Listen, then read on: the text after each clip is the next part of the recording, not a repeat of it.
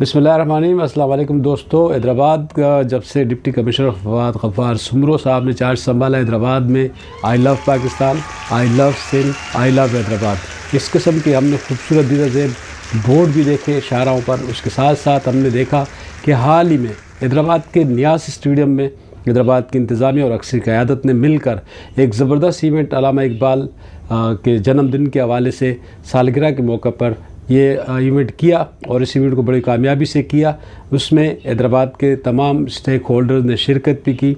अब होने जा रहा है हैदराबाद के रानी बाग में 25 दिसंबर से 1 जनवरी तक हैदराबाद फेस्टिवल, हैदराबाद के फैमिली फेस्टिवल, हैदराबाद की आवाम के लिए फैमिली फेस्टिवल मुनक्किद किया जा रहा है। तो आप सब ने इसमें शिरकत करनी है। याद रहे कि इस फैमिली फेस्टिवल में मुल्क भर से फ़नकार शिरकत कर रहे हैं और इसमें ख़ुसूसी तौर पर बड़े बड़े फ़नकारों को मदऊ किया गया है और उसके लिए वो सिर्फ़ और सिर्फ आप लोगों की खुशियों के लिए। तो हैदराबाद ज़िंदाबाद, हैदराबाद की आवाम ज़िंदाबाद, हैदराबाद की इंतज़ामिया ज़िंदाबाद, हैदराबाद की अक्सरी क़यादत ज़िंदाबाद।